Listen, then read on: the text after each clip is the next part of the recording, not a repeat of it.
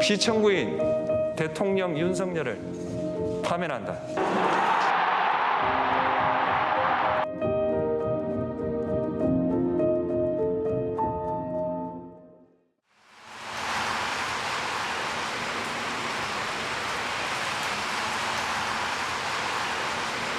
대한민국 민주주의의 위대함은 헌법이라고 하는 그 자체에 있는 게 아니라, 제도에 있는 게 아니라 그 제도를 가지고 사는 우리 국민 스스로의 위대함이죠.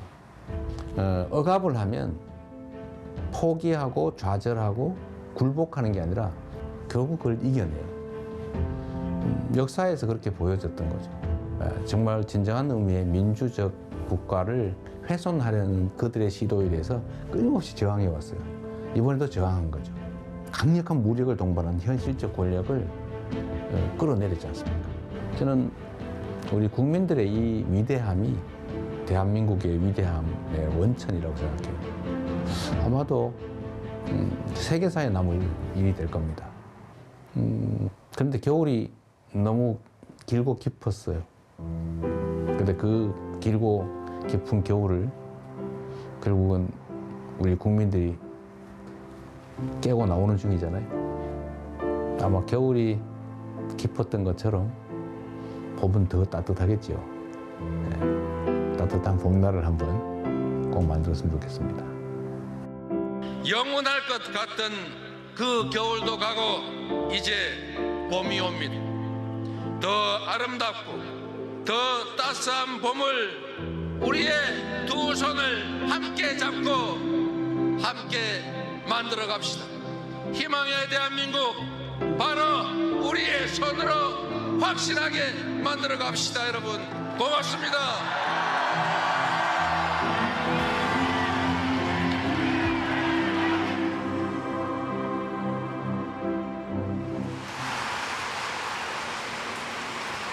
대립 갈등이 지금 아주 크죠. 그런데 그 원인은 뭐냐? 뭐 여러 가지가 있어요. 아주 근본적인 거는 경제적 이유입니다. 먹고 살기가 어려워져서 그래요. 세상 사는 게 힘들어서 그렇습니다. 그런데 왜 그러면 더 잘 살게 됐는데 왜 부족하게 됐냐? 편중됐기 때문이죠. 소위 양극화, 불평등, 격차. 이게 너무 커졌어요. 우리 사회가 총량으로는 과거보다는 더 많은 걸 가지고 있게 됐는데 개별적으로 보면 그게 너무 많이 한 군데 몰려 있습니다. 근데 이게 이제 사실은 갈등의 원인이죠. 지금 우리 경제는 여러 면에서 일종의 사면초가 같은 상태 같습니다. 전 세계적으로 성장률 전체가 떨어지고 있어요. 그리고 경제는 사실 민간 영역만으로는 제대로 유지 발전되기 어려워요. 정부 영역의 역할이 중요한데 지금 거의 3년 동안 정부는 경제를 방치해뒀죠. 이제는 첨단 과학기술에 대한 투자가 중요한 시대가 됐습니다. 근데 문제는 과학기술의 수준이 너무 높아져가지고 개별 기업들이 감당할 수 없는 상황이 됐어요. 그래서 정부 단위의 인력 양성, 또 대대적인 기술 개발, 연구 개발 투자, 스타트업이나 벤처에 대한 대규모 투자. 또 그렇게 하면 다시 또 살아날 수 있습니다. 우리 너무 좌절할 필요 없는 거죠.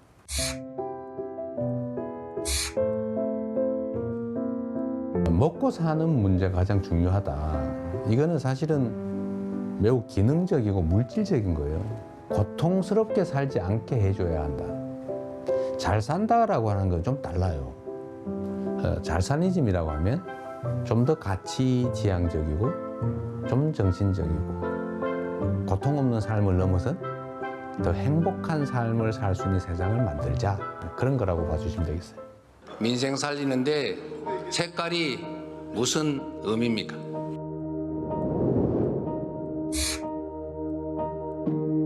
정치라고 하는 것은 현장이죠. 현장에서 국민들의 삶을 놓고 실제로 그 삶을 결정하는 거예요. 그게 빨간색이냐 파란색이냐 아니면 어떤 방법이, 정책이 누구의 생각에서 시작된 것이냐. 큰 특별한 의미가 없죠. 어떤 게 더 유용하고 어떤 게 더 필요하냐. 이게 최고의 기준이 돼야 된다.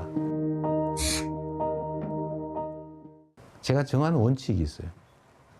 대개의 공직자들의 태도를 보니까 중요하고 큰 일을 고민하느라고 작아 보이는 일들을 미뤄둬요.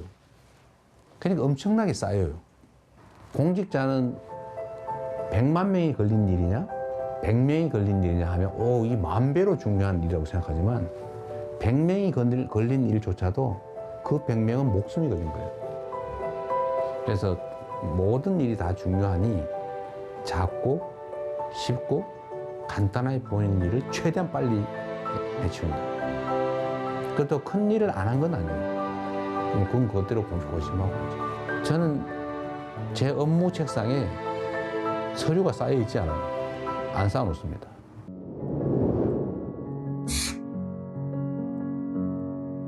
재난이나 아니면 사회적 위기 때 피해를 입는 것은 힘겹고 못 살고 어려운 사람 순이에요. 사실 그 사회의 문화의 수준이랄까, 그 사회에 대한 평가는 약자들에 대해서 얼마나 많이 관심 갖고 지원하느냐에 달려 있어요. 생명 안전을 유지해야 그 다음 단계, 더 나은 삶, 행복한 삶을 꿈꿀 수 있어요. 그래서 국민의 생명과 안전을 지키는 것은 정부가, 국가가 해야 될 가장 중요한 일입니다. 뭐든지 문제를 생각해 보면 우리가 조금 더 신경을 썼더라면 막을 수 있었던 사고로 보여져요. 누가 얼마나 체계적으로 신속하게 대응하느냐에 따라서 피해는 매우 적을 수도 있어요.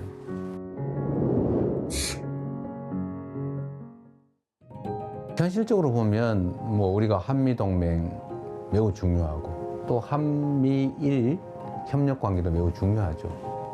그 속에 일관되는 원칙은 대한민국의 국익이 최우선이다. 거기에 따라 판단하면 되겠죠. 경쟁할 영역은 경쟁하고 협력할 영역은 협력하고 또 서로 갈등할 영역은 잘 조정하는 거죠. 특히 이제는 국가 간 경쟁이 사실 기업 간 경쟁과 거의 같아졌습니다. 그래서 기업과 정부의 역할 분담, 협력이 정말로 중요해요. 특히 국제 경쟁에서는 반드시 필요한 부분입니다.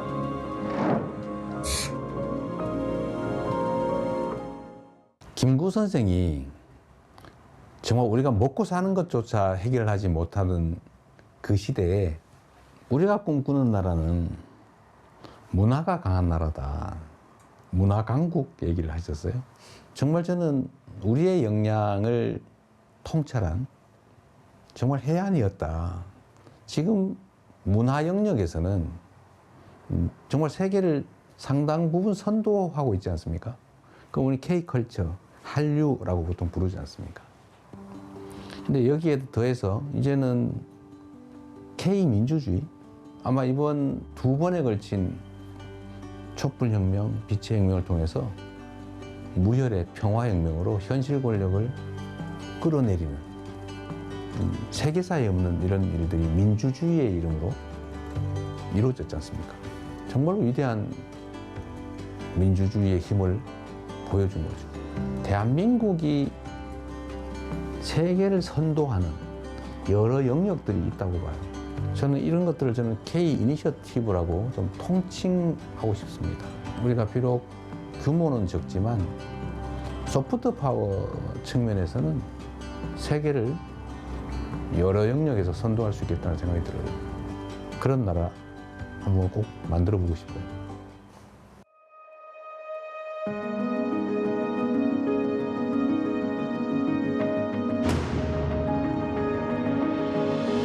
대한민국이라고 하는 이 국호, 국호에는 정말 큰 뜻이 담겨 있죠.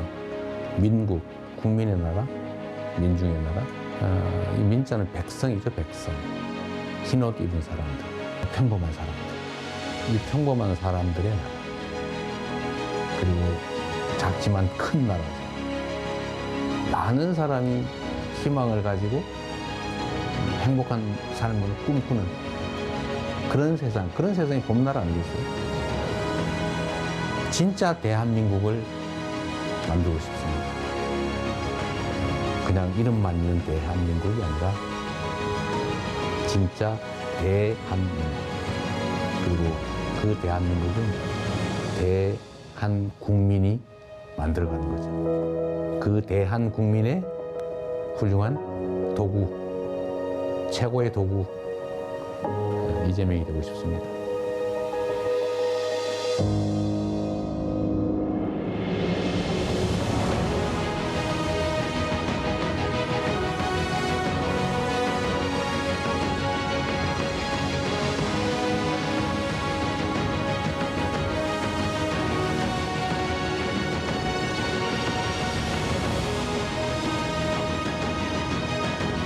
민주공화국 대한민국을 함께 만들어 갑시다. 여러분 고맙습니다.